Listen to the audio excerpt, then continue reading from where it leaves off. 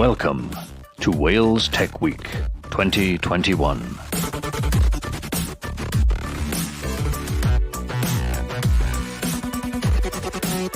Thank you to our partners. Enjoy the session.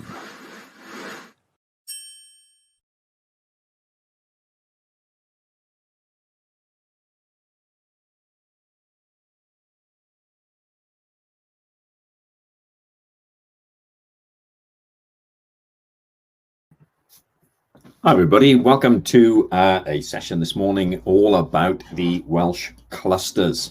So I'm going to be joined this morning by some of our cluster managers here in Wales. We'll explain exactly what Cyber Wales is all about, and then we'll hear from each of the cluster managers that are here about the clusters that they're working. So if we can bring everybody up on the screen so that we can, there we are. So we have Kerry, we have Jason, we have Claire, and we have Chris. Thanks very much for joining in, guys and gals. So we're gonna be spending about an hour or so chatting through what cyber is all about and what the Cyber Wales clusters are all about, which should be some good fun.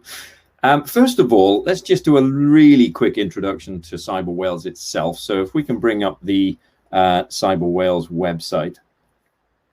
There we are. So this website is available. It's on cyberwales.net. I'm using my local one here just to speed things up over this platform delivery. But as you can see here, as a web page, if we scroll down, we're able to see the size of our ecosystem. We've got over 2,500 members now on our mailing lists. They come from over 900 organizations from across Wales and far afield. All of these people are working in or are learning about or have an interest in cyber. We actually divide those individuals and organizations up into these communities. These are the primary communities involved in cyber, and not just in Wales. These are recognized communities around the world in most cyber ecosystems. So we clearly have businesses, and we have more than our fair share of cyber prime contractors, the likes of Thales and Airbus and CGI and British Aerospace and Raytheon and Kinetic, all operating in Wales. We also have a host of smaller businesses that are feeder businesses to those larger ones, or they are SMEs that have come out with innovative products in their own right. And we've got lots and lots of those in the country, all bringing their expertise to market to help other businesses in other industries to secure themselves. They are ably supported by our academic partners, and we'll hear a little bit more about that from our cluster managers in a little while. But we have 8 universities in Wales. They vary in terms of the depth and breadth and commitment to cyber, but we have some amazing centres for excellence for cyber topics in the UK, and we also have a number of research centres which are pretty famous worldwide for activities. And again, we'll cover this in more detail. But these universities are really working hard with business to match up their courses to the requirements of business, which of course, because cyber being cyber, it keeps changing with the changing threat landscape. So a difficult job. We're lucky, we've got 2 governments. We have the UK government, who are very supportive and drive the national cyber strategy. And we're linked in with all of the key government agencies, the National Cybersecurity Centre, DCMS, which is the government department that handles all things digital. And then we've got Department of International Trade, FCO, dealing with our international relationships around cyber. And there are other government bodies involved in cyber at a nation state level, which we're also locked into and collaborate with. And then from a cyber defense perspective, some of those governmental units are obviously involved in the defense of the nation from cyber. And we're also involved in the military units. We're quite rich in our military history here in Wales, and most of the UK's military cyber capability is actually in or around the Welsh borders. So we're lucky to have that community very actively involved with us. And of course, we have the police, because if there was no cyber crime, we would have no need for cyber security. So actually, most of the cyber that we see on a day-to-day basis is not the nation states attacking each other. It's more likely to be cyber crime. And we're really fortunate. We've had a really good relationship with all of our police forces. We've got 4 forces in Wales, and they fit under 2 regional organised crime units, one in the south and one in the north. And we've got strong relationships. They've been attending our cluster meetings right from day one. And we are involved in a number of their initiatives. We could perhaps squeeze in some information about their initiatives. They've just launched a cyber resilience centre in Wales, where they're going to be working hand in hand with businesses more closely to offer cyber advice and cyber guidance to organizations who need it. So close relationships there. As you can see, the way this diagram is structured, it implies that what we're trying to do is bring all of this information, all of this activity together into one big ecosystem of activity that we can then get economies of scale, learn from each other, share best practice, and of course share that knowledge and expertise around the world as well.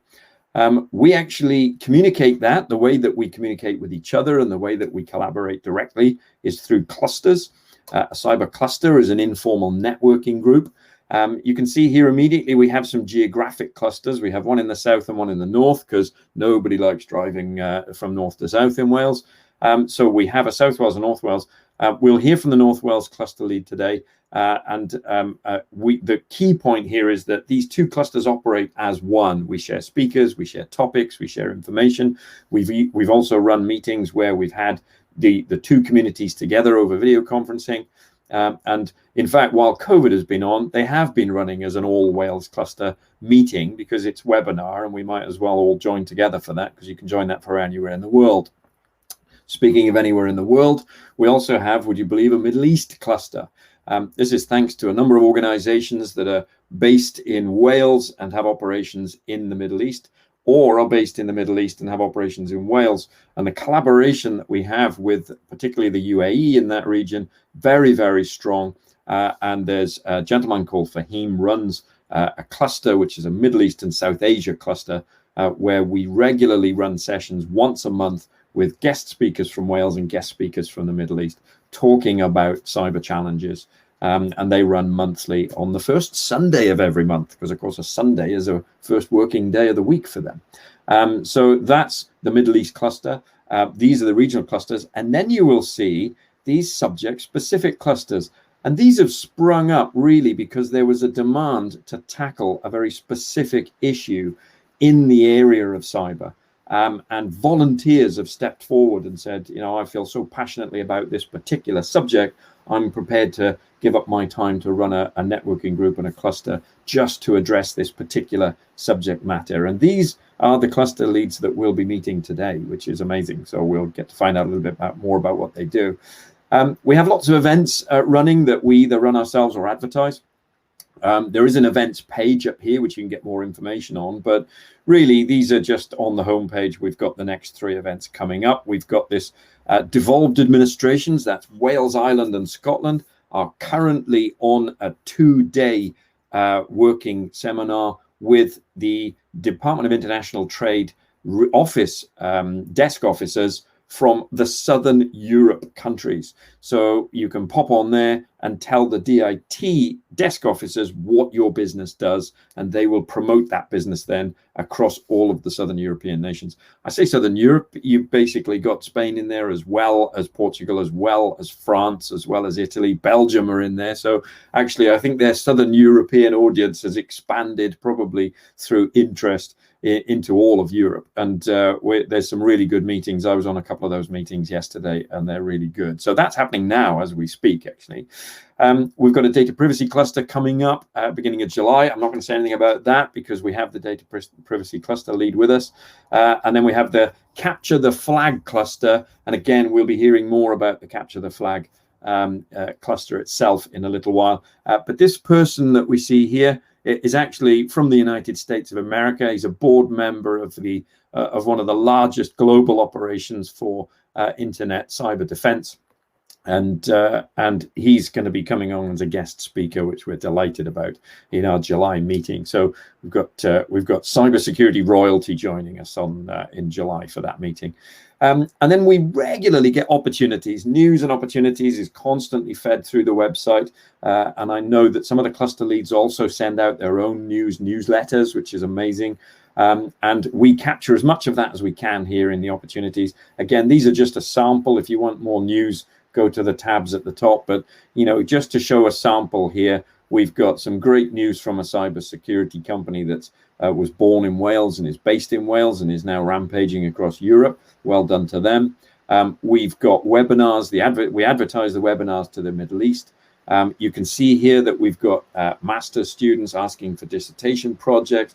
We get that a lot. We also get calls for information or for companies to join in with curriculum advisory boards, because all of the universities want to keep their curriculum as current as possible. Anything that NCSC, our National Cybersecurity Center, publishes, we copy and put it onto the website and push it out to our membership. And then we've got other activities abroad. We have an open invitation at the moment for anyone that wants to visit US Cyber Command in Maryland in the US. So we're trying to arrange a trip for a group of companies to that once COVID permits. And finally, as I've already mentioned, the Cyber Resilience Centers, Cyber Resilience Center organized by the police has opened and is looking for people to join and have membership. So I'm going to also drop down onto our military section here. We have in fact signed the Armed Forces Covenant. In fact, we're a bronze employer. So we're on their recognition scheme as a bronze employer, so proudly supporting those in the military who serve. It's worth mentioning, just as an aside, yesterday was in fact the Army Reserve, or the Reserve, Army, Navy and Air Force, the Reserves Day. Saturday will be the Armed Forces Day, which runs every year. And all of this week, there's a series of activities going on to celebrate and publicize the activities of our armed forces. So we take an active part in that. So this is just our web page. This is actually just the home page. As you can see, if you wanted to drop into any of these to look for more information, more specific information about what we're doing, you can see our communities are listed here. You can see the members are listed here by member type. Clusters have each got their own page. And then, as I said, we've got events, news and information. From an international perspective, I think Fahim's struggling to get onto the platform, so I'll just say a few words here about the international cluster. This is his Middle East and South Asia cluster, but actually our reach goes way beyond that. We now have memorandums of understanding or collaboration agreements with more than 30 cybersecurity ecosystems globally. And in fact, in this Middle East, South Asia region here, we have 11 collaborations running here, where we've only got one on the map. So actually, we are now very much global. This means that if there's a challenge, if there's a cyber threat, if there's some cyber research going on in a university, if anybody wants to collaborate in any way or ask a question or offer information, we can throw that information up into this ecosystem of ecosystems and immediately get us help and assistance and input from tens of thousands of cyber experts globally. So any issues, any requirements, any needs that organizations might have, we can tap into a vast global network that allows us to collaborate on the global stage. So I'm going to stop there. I've taken up about 10 minutes of that. That's all I wanted to talk about. So if I just drop back now to the group, thank you very much. Hello, gang. Sorry, you've all heard that pitch so many times, and I know that some of you delivered at the start of your own cluster meeting. So you must have been sitting there going, yeah, whatever. Yeah, he's doing the global bit. Yeah, he's doing that bit about the army again. So anyway, welcome. Let me just do a quick round robin. Can you just shout out who you are, what your day job is, and which cluster you are representing today? Kerry, go for it. So I'm Kerry. I'm a solicitor at RDP Law, specialising in IP, IT, data protection, and I manage the education and training cluster. Morning. Morning. Jay. Hi, everyone. I'm Jason. My day job is I work at a secure software vendor.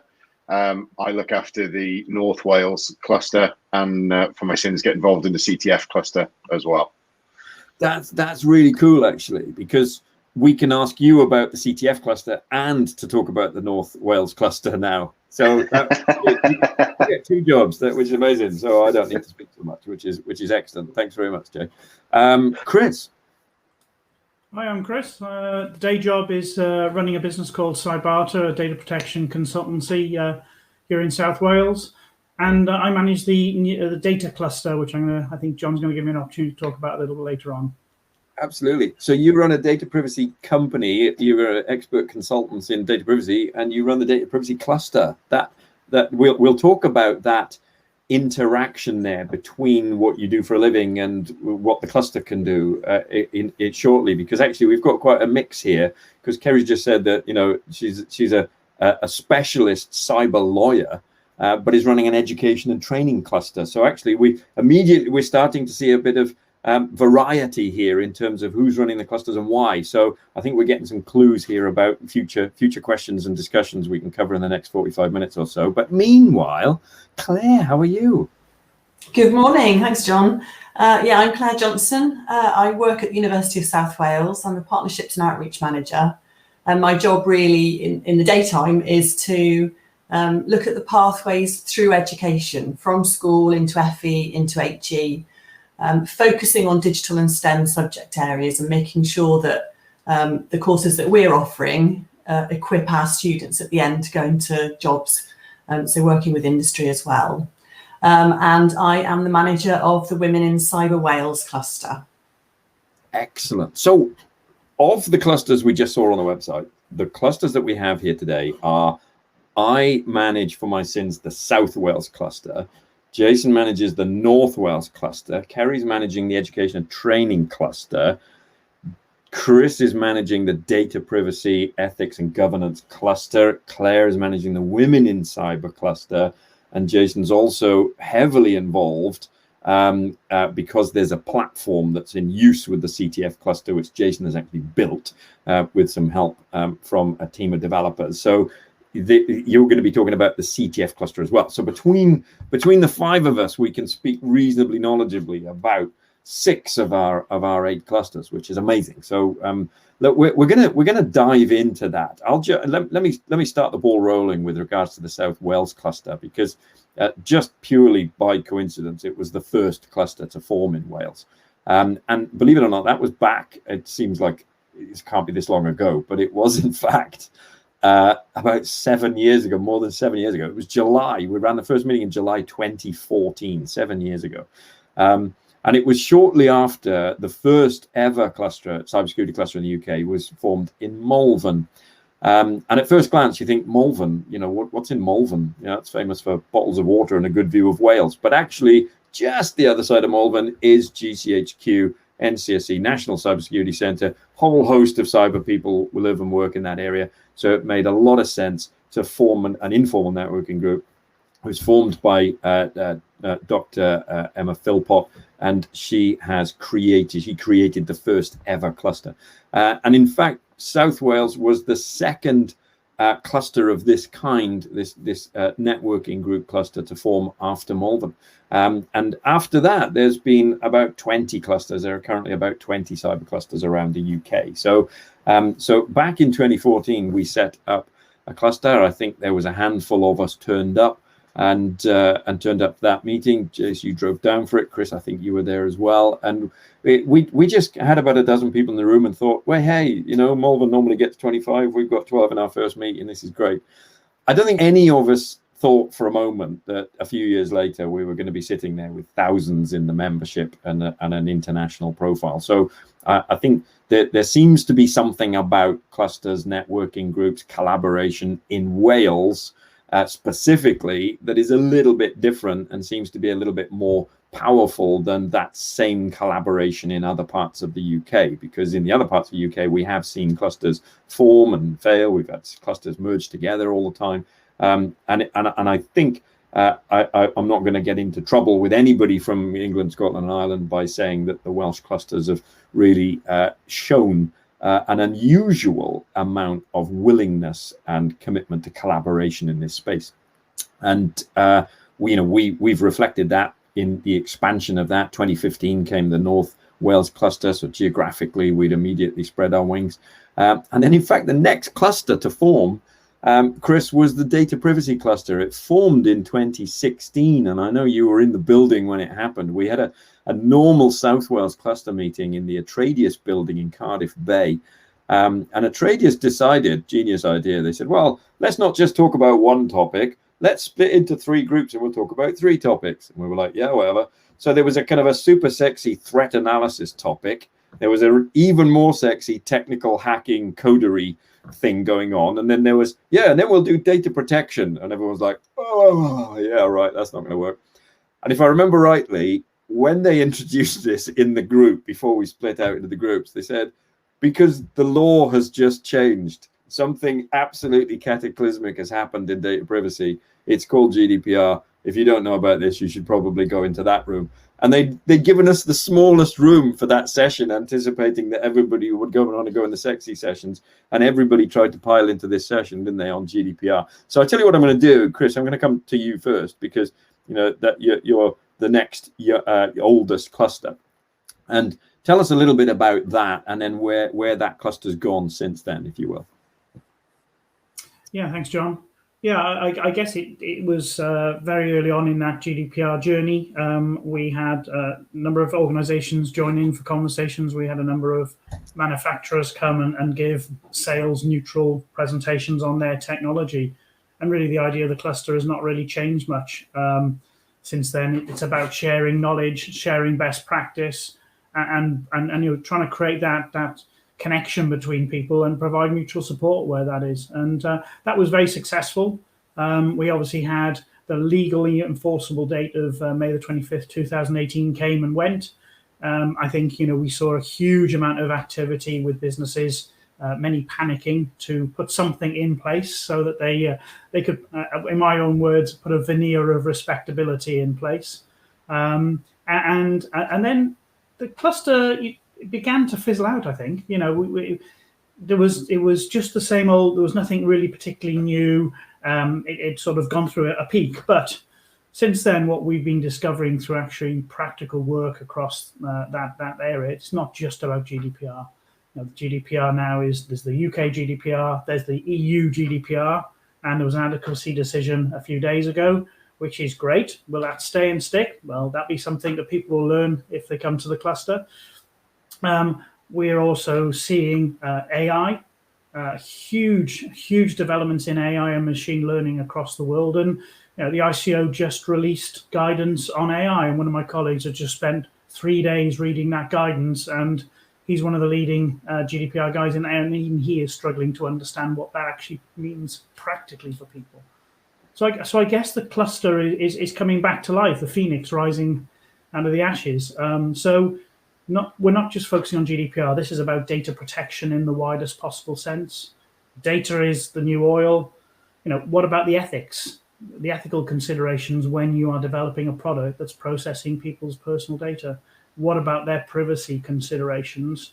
And what are the governance requirements to make that safe and secure from a legal perspective? But the other area we're seeing that this cluster I think is very useful is that startups, they're often working in AI and new technology.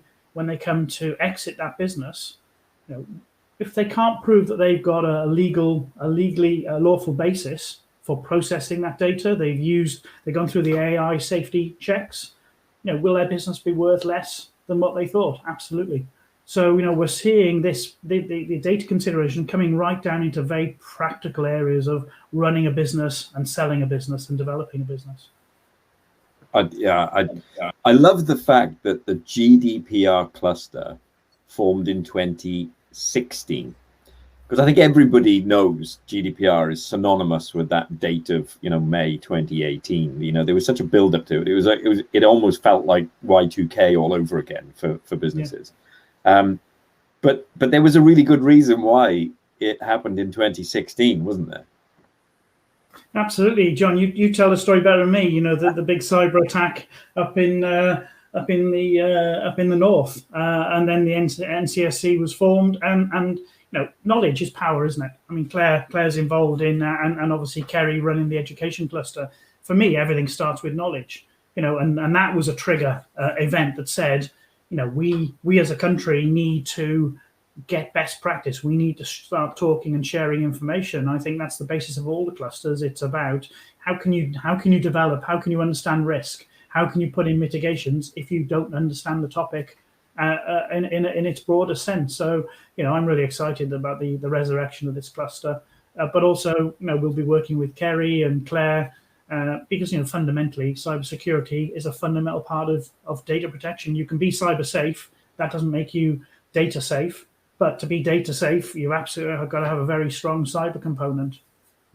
Yeah, I think that the interaction between data and data security and cyber security, I think is not very well understood, to be honest. I think still a lot of organizations see them as two separate things. The Data Protection Act, the GDPR requirements, HR take care of it, and cybersecurity IT take care of that. So I think you're absolutely right. It's really interesting that a cluster formed because there was suddenly something, was announced in the world that was really, really important to a number of people, and they agreed to meet regularly and share best practice. And, you take that time to prepare themselves for this deadline in 2018. And it's really interesting as well that after that deadline passed, the cluster kind of started to dwindle, almost as if its whole purpose in life had been that cataclysmic event, and once it had happened and we got past it, there didn't seem to be why are we still meeting? And I think that's also a reflection of the fact that people, once we got past that and there wasn't a whole lot of publicity around it, people kind of lost why are we doing this? And it's only when the people who are deeply involved in that side of it, the people that do have to live and breathe with data protection, and more hits are taking place every day on data breaches and data regulation changes in countries all over the world. Unless you keep on top of that, it's very easy to push it back into the cupboard and not think about it and say, well, HR can take care of that. So I think the very fact that you're now going to be running meetings in the cluster, they're going to have more of an ethical nature, they're going to have more of a data governance side to it. That really brings it hand in hand. That governance side brings it hand in hand with the technical side of cyber. So I think you've had a good response, right? You've got a meeting coming up in about 2 weeks' time, and you've already had a great response just from the mailer that you sent out. Yeah, a very good response, actually. I do have one plea for anyone who's listening into this, is that many of the responses thus far are from larger businesses, which is fantastic, because there's a lot of things that the cluster can provide support to those organizations. But I think for me, what worries me is there are a lot of startup businesses working in AI, doing software development in South Wales. There's not been a single person from that small technology business who has responded to the cluster being set up, and that worries me, because only yesterday we met with the CEO of a company developing an AI solution in the retail business, capturing very, very sensitive personal data, and they've done nothing in their MVP stage so far to actually look at the ethical issues, to look at the data protection issues, and look at the lawful basis for doing this. And that will potentially trip them up against the ICO, but more importantly, it'll potentially massively devalue their business when they come to exit. So if I've got a plea, it's if anyone has access to any business organizations in South Wales, particularly tech startups that are involving AI and data processing, please, if they want to come along to the cluster and provide input and understand who else is working in the cluster, that'd be fantastic. Thank you. No, that's a really good shout out. Yeah. So looking for the smaller businesses who have put data protection in the cupboard, and invite them out of the closet and come and learn more about the data protection side of it from your cluster. So excellent. If I can hear, John, as well. If I can hear, I'm really, really excited about the data privacy cluster coming back around and having this reemergence, because I think the way the world works has changed so much in the last 18 months. And whereas at the beginning of all of this lockdown stuff, we were all thinking, oh, well, we'll do this and then we'll go back to how it was and we'll go back to normal. once all of this is over. I think it's fairly clear now that's not happening. You look at some of the large consultancy firms that are now announcing that they're not going back to offices if people don't want to. There's going to be this remote working coming in across arenas and businesses that have never had it before. And that is stretching down into the small to medium enterprises as well, because that's becoming more normal way of working. And actually, there's some brilliant financial benefits to a small business and a startup to doing it that way. And I think for me, the data privacy piece is one of the biggest challenges that we're going to face over the coming year or so, as people try and find a new way to operate, scale, and grow these organizations in under these new circumstances. So I think having a cluster that's looking at it from that kind of on the ground, real world implementation data, how do we look after it in a real world way, is so vital right now, and it's right on the heartbeat of cyber for me at the moment. So I'm really excited to kind of be part of that and come along, and hopefully we'll get some discussions in that area as well at the cluster, and that'll be great. Jason, I agree with your, sorry to interject, I agree with your point. I think it's really important. So yeah, it's good to see it back. Yeah, well, I mean, Kerry, you've been involved in data privacy because as a lawyer, of course, you deal with data privacy issues. I know you've helped organizations through issues and problems around, data breaches, data protection issues, etc., as well as, in fact, being out there advising organizations on the legal aspects and how they should protect themselves just in case it happens. Because, worst case, you tell people, do this, do this, do this. All of this stuff needs doing, and then they don't do it, and then they get hit, and then suddenly they're suffering, and now they're in your office going, oh my God, this is dreadful. And you're like, well, how do you bite your tongue from saying, well, I did tell you, multiple times. I mean, so you've been at the front line, really, like Chris, of this data protection area. But actually your passion is in a different area, isn't it? And because you spoke up, I'm going to pick on you next. Oh, okay. But your passion is in a slightly different area, because although you work in law, you live in the Swansea area, and you're actually a trustee of Swansea University as well. And you opted quite early on, actually, in the clusters process, to go with an education and training cluster. What was the thinking behind that? What was the driver behind that? Skills shortages. We were talking a lot at the time, weren't we, about the skills shortages, seeing how technology was becoming more influential in business use. So making sure that really we have a workforce that's fit for purpose, meets industry needs, and actually gives young people an opportunity, something to aim for, and some passion in life. So that's how we came about. Well, and actually that skill shortage, we've seen some figures recently. I think the end of 2020 figures, it was 4 million it had reached globally. And then, it's a kind of, we're talking vast amounts of people now needed, because that skills gap is measured by how many job adverts are there for people to come and work and take a job in cyber versus how many people are there to apply for those jobs. So what we're talking about is 4 million job adverts that people aren't applying for globally. So it's actually got progressively worse. But I think it's also fair to say in the 4 or 5 years that you've been running the cluster, we've also seen not only the skills gap is getting worse, but actually the solutions are getting better. We are getting better at doing this. And you made a decision very early on that it wasn't just going to be about universities. There's universities, but there's also colleges. There's also schools, very important work going on in the schools. And also you wanted to kind of bring into that conversation the training companies, the companies that actually are out there delivering training as well. And I think that collaboration across the board is important. And we've seen quite a few initiatives, haven't we?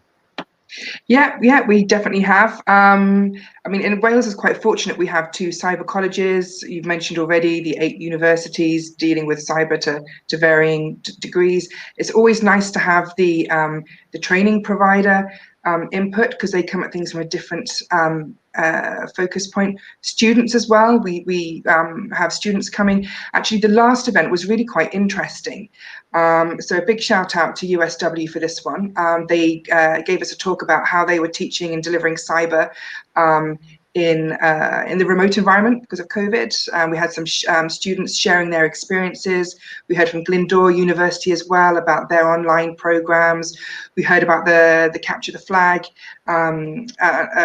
cluster and the platform, the training platform. And then we had some international guests as well, which was really nice. And this is how we linked in with the international cluster.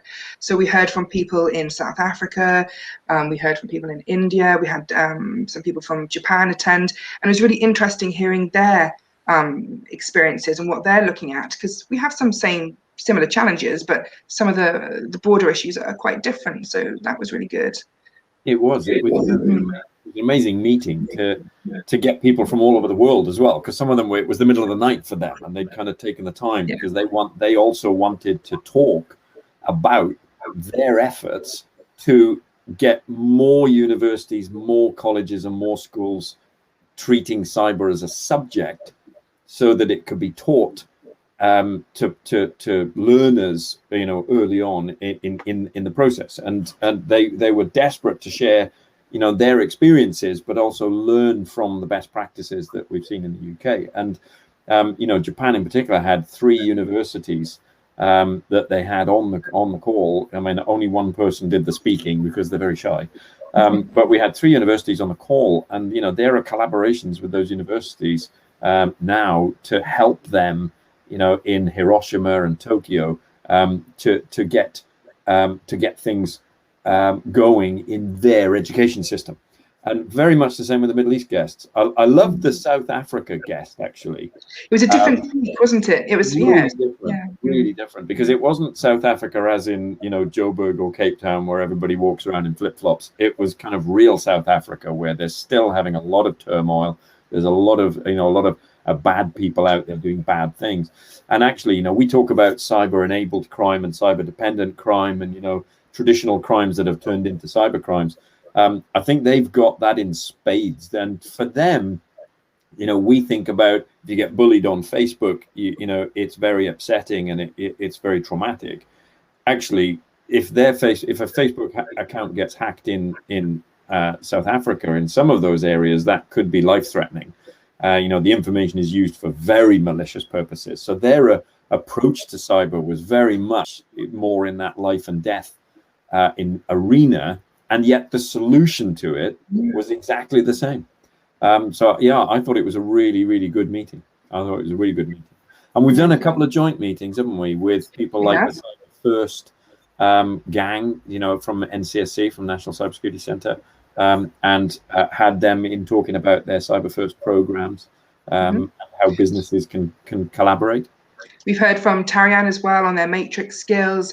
Careers Wales have shared what they're doing and how they're trying to encourage students and young people through into the cybersecurity industry. And what does cybersecurity mean? That's actually a really interesting question, because it means different things to different people.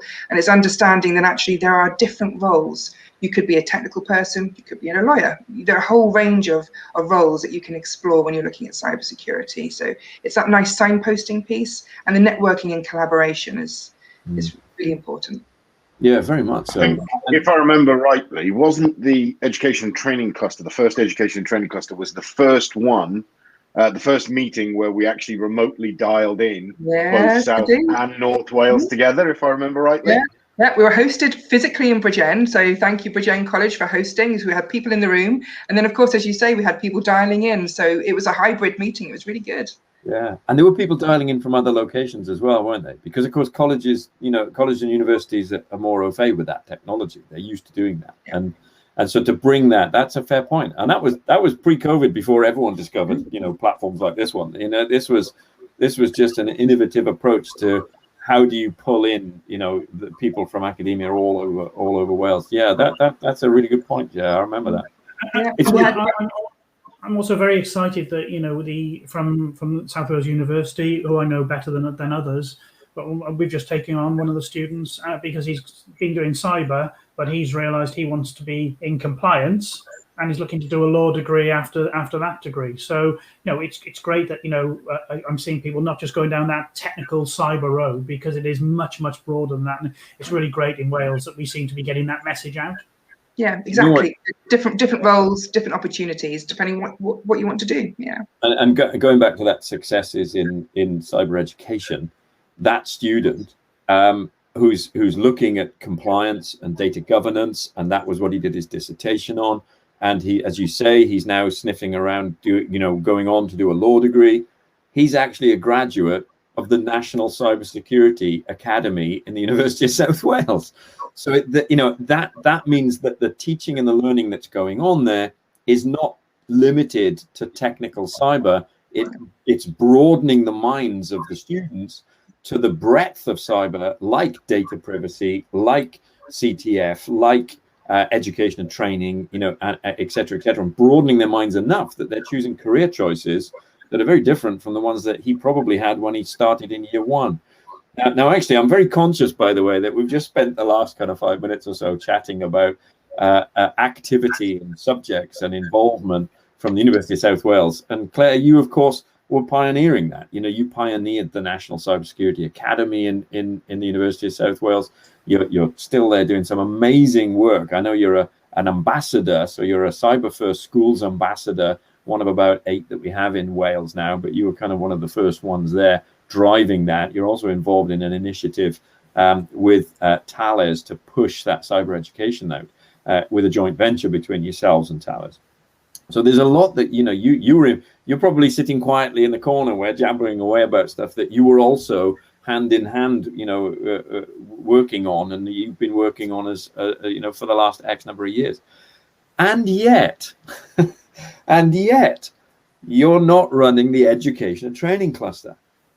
Kerry, who's a lawyer, is running the education and training cluster. You're running a women in cyber cluster.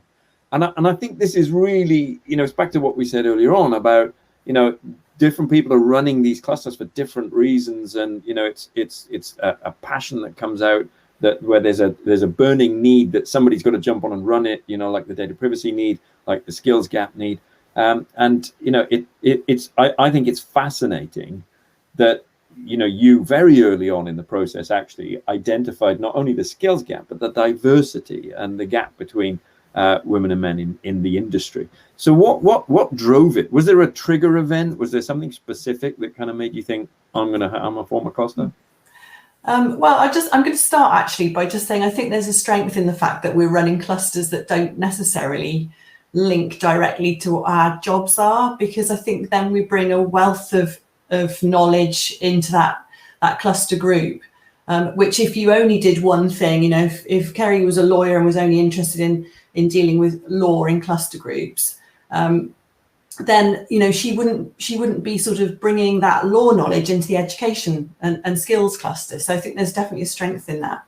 But yeah, I set up the Women in Cyber cluster because I can remember, coming along to the Cyber Wales or the South Wales Cyber Cluster meetings as they were then, and the role I was in at the time, it was really quite apparent that it's a very male-dominated industry, and I always felt very welcome. I didn't, ever feel that there was a problem with that, but I just wondered if there might be an appetite for women to get together and sort of talk about, not talk about issues that they face, but sort of to celebrate almost the work that they're doing and to talk about the great things that they're doing and to act as role models for other women.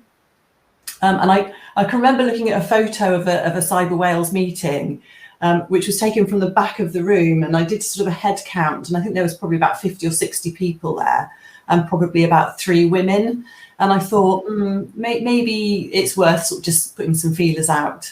And that was in the summer of 2018. I spoke to you and Damon and said, what do you think? And you said, go for it. So I mentioned it at the end of a meeting, which I think was in early August, and didn't really know, whether people would be interested, but was amazed really with the reaction, not just actually within Wales, but much further afield, people saying, yes, can we let us know when the meeting is, can we come along to it? So our first meeting was in September 2018, and we had 16 people there, and then we've now got about 160 members. And I'll keep doing it as long as people show up for the meetings, really. If there's an interest in it, then I'll carry on doing it. I think it's important. I think people really value that opportunity to network with other women. And we've recently done some really interesting work. Holly at the NDEC, the Talis collaboration that we work on, ran an event for International Women's Day, which was a sort of work experience event for girls.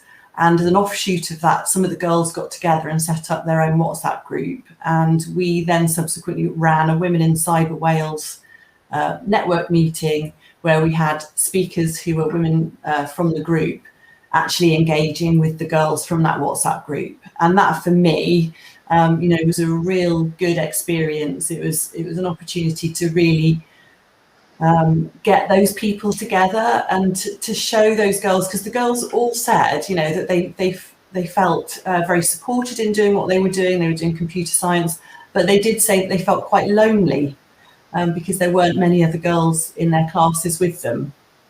And building those bridges, I think, will be really valuable for them in the future. I can keep talking if you want. I've got some tips up my sleeve. I'm very passionate about this. If you look at various surveys, it's quite interesting, because last year there was a survey from the DCMS which said that the number of women in cybersecurity was about 15% in the UK.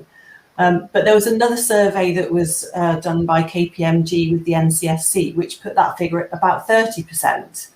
So for me, that's like a question of, why are those numbers so different? And I think it's about the interpretation of what cyber is. And I think, Kerry, you mentioned that yourself, about what does cyber mean to different people, and is it a purely technical role, or is it that much broader breadth of activities that involve cyber? And I think in any case, even if it was that 30%, which I'm not sure it is, it's still not enough, because women bring so much. And I'm not just saying that women are better than men at doing things like this. I think it's just that diversity of thought that brings strength to any organisation. And actually in the KPMG report, they talked about the benefits. The workforce were happier, the workforce stayed longer, they were more productive, they were more efficient, because with a diverse team of people, you get that input that comes from so many different angles that makes it much more effective, I think. I better stop talking there. No, actually, I think you've hit the nail on the head. And I was involved in a very lively debate recently, actually, about the whole, women versus men thought process, etc. And actually, I think that is the key. The key here is not that there's an equality. Because if there was an equality, then you're just saying, well, then there might as well be men, because if men are the same as women, then it doesn't matter whether they're men or women, because they're all doing the same job. Whereas actually they're not. There is an inherent inequality in terms of, or inequality in terms of the thought process and the thinking.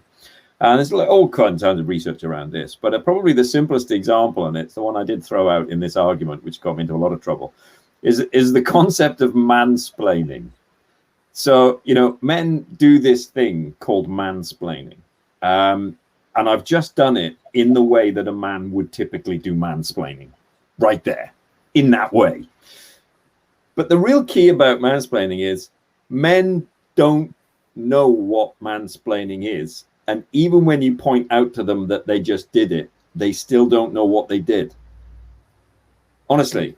I know that blows. You're getting into dodgy ground here, John. I'm on really rocky ground, but I think that is for me, that's such a stark example of how there is a distinct difference in the way that men think to the way women think, and it's not a difference that actually we appreciate very well. We don't see it. Men don't see that difference very easily, and mansplaining really highlights that for me. It's such a blazing example of, we don't even know what you're talking about. Even when you point it out to us, we don't see it.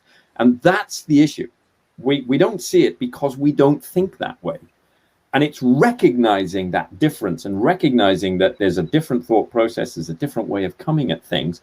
And therefore, as you quite rightly say, an inherent value in having both men and women in the same team, tackling the same tasks and coming at it from different angles. Yeah, Chris, you've got your hand up there. Are you going to save me from digging an even bigger hole here? Absolutely, yeah, most definitely. No, I say in my field, there are a number of women who are very vocal and very visible and extremely good at the data protection, the compliance piece. They are regularly speaking at conferences, and us working together works really well. You said there are differences, but they complement each other very well, and I actually think we deliver better projects together. So the work you're doing, Claire, is invaluable, I think. So yeah, great stuff. I think it is, and and it's a recognition that there's something there that even if we don't recognize it, it's true and it has inherent value, and we should be embracing it. So I think the more work that we can do to encourage, particularly girls. I think what you said about girls coming into cyber, that there's a reluctance because they're going to walk into a room where, even if that figure is somewhere in between 15 and 30, that's 20%. That means that there's going to be 4 blokes for every girl. And there's a loneliness, there's this is not for me, this is all about blokes. And I think we do need to make special efforts to overcome that, to make the environment more inviting, so that more women come into the industry, so that we can benefit from that coalescing of minds. Yeah, and I think it takes a certain type of person to sort of be comfortable in that environment. If you are the only one, I think it happens in many, many different sectors. It's not just in cybersecurity, and it's not just about women and gender diversity. But I think there's that, if you're the only person in the room of a certain type, shall we say, then that takes quite a bit of courage sometimes to stay there. Like Kerry, we're doing a lot of work with schools in order to sort of demystify the careers that are available in cyber, and we particularly do work with girls as well. But actually, it's getting that message to both the girls and the boys that both of them can do it, because it's the boys that are coming through that probably will find an easier pathway into those roles. And if they've come through with girls next to them all the way, and then when they get into industry, suddenly the girls aren't there, it's those boys or men at that point who are going to be the ones saying, well, why aren't there women in this team? Because I'm used to having women around me when I'm doing these activities, and suddenly they've all disappeared. So, we almost need to work on both sides to try and sort of make that the norm, I suppose, as the children come through the education process. Sorry to jump in here. Didn't Wydeen School have a project where they had boys who were championing girls? Yeah, they did it. They did a really good job, and that's sort of one of the sort of motivators for me, was seeing how they did that. They had a girls club working on cybersecurity, but instead of excluding the boys, what they got the boys to do, which was a genius move, really, I think, was they got the boys sort of blogging about what the girls were doing. So they were really championing the work that the girls were doing. They were very much involved with it, but also it taught them a lot about, that the benefit of that diversity, and that it wasn't just for boys. The girls were really good at it too, and they were real advocates of supporting that work. I think one of the things that I was really pleased with as well, it's not just, you mentioned the international cluster, and when you had in international cluster, there were women in cyber from other countries that came along to that and spoke. Mm-hmm. Actually, the women that turned up were running the cyber ecosystems. So I found this when, as Fahim's expanded his work with the international. I mean, we started off just with Dubai, we spread out to the UAE, we've gone out to the broader Gulf region and Bahrain and all of the other Emirates like Ras Al Khaimah and Ajman. But he's also moved out now into other places, into Bangladesh, into Afghanistan, and also the Gambia in Africa. And that entire cyber ecosystem in the Gambia is run by a woman. The lead cyberist in Bangladesh, the entire ministry is run by a woman. So actually, I think we're seeing this in other countries as well. And what's surprising, I think we're also seeing it in disadvantaged communities where women are rising to the challenge of tackling that disadvantaged communities piece. And Kerry, you were talking about disadvantaged communities earlier on, and I think there's an overlap here in perhaps that side of things. Do you think? Yeah, I think so. I think, as we've already said, diversity is a strength, and it's about enabling everyone who has an interest And that means reaching out to girls, boys, and also people from disadvantaged communities, giving them the opportunity, the life chance, and the belief that they actually can do it. So I think it's key to success. Very good. So, when you've been sorry, very. John. Are you about to say something, Jace? Because I was going to jump on you next. Actually. Yeah, I think this is a really important area, and it's not just, as you say, sort of bringing more women in. Actually, I think it's more of everybody, more of diverse backgrounds, more, because one thing that has really led to the success of the clusters, the growth of these kind of networking groups, whether it's subject specific or the general ones, is that cyber is a team sport. You know, when you look, and that's from whichever side you look at it, whether you're trying to defend, whether you're trying to test, or even if you look at the criminals and the bad guys, it's a team sport. You can't do cyber, modern day cyber on your own. It's this idea that there's some ninja sat with a single laptop somewhere. It's not how it's done. It's not possible anymore. It's great in the movies, but it's not real. It's a team sport. And having an entire team of exactly the same person would be like fielding 15 scrum halves on a rugby pitch. They just get absolutely slaughtered. You need somebody that has a different approach for each task that needs to be done, for each challenge that the team is going to face. And I think that's where having that different thought process from all the different backgrounds, having people that have got different life experience that would look at the same situation and say, actually, if that was me, I'd see this. I think this might be what's trying to be done, that somebody else wouldn't see because they're looking at it through their experiences. So I think, this is a really big challenge. It's been a big challenge in tech as well, and a number of other industries over the last few years. And it's great to see some of the schemes that are being done, and great to see those being brought to Wales and really marshalled. Thanks to the work of the members of the community here. So no, fingers crossed we can see more diverse teams coming through over the next few years. Well, it's interesting as well that you've opted for that kind of it's a team sport theme, because we do talk about red teams and blue teams as well when we're doing things like capture the flags, hackathons, and even board meetings. We go to the board meetings and we do red team, blue team. And in fact, some of our biggest corporate members like Admiral Insurance and PwC, and these aren't cyber companies, but they've got amazing cyber teams. Even the DVLC, the DVLA have got an amazing team in there, and they also call themselves the red team, et cetera, et cetera. So there is this acceptance of the team sport.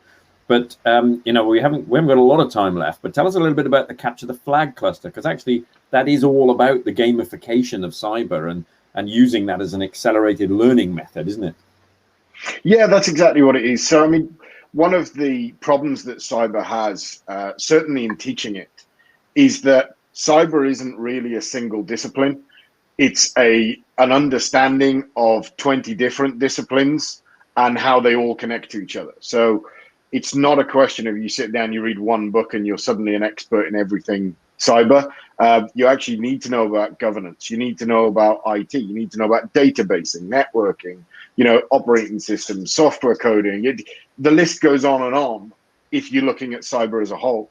So actually the best and easiest way that we found as an industry to teach this stuff is get hands on a keyboard, give you some challenges, whether that's to defend something, whether that's to attack something, whether that's to investigate something and figure out what happened, whatever it happens to be, give you a challenge, and then give you the tools and the knowledge that you need in order to figure that challenge out yourself. Because as far as my personal opinion goes, cyber is really a mindset. It's a way of looking at things. It's a way of bringing information together and, in order to either work something out or achieve something.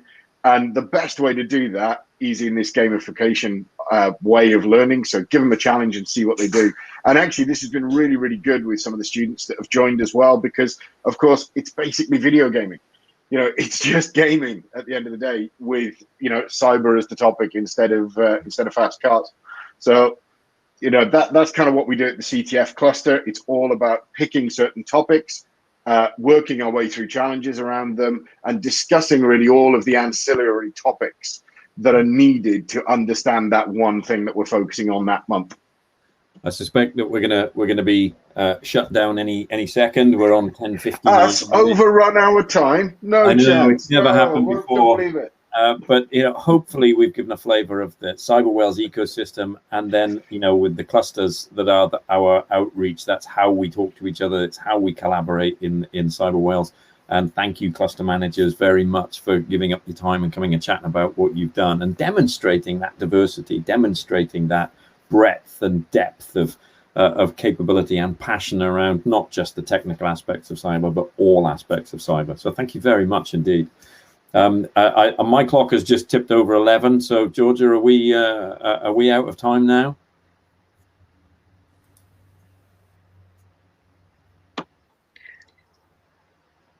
I've just got it in the chat box. I've got a yes.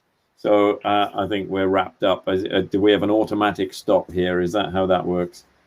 But very good, folks. Thanks very much. Excellent session. Thank you, John. Thanks, everybody. Thanks, everyone. Thanks, everyone. Bye-bye.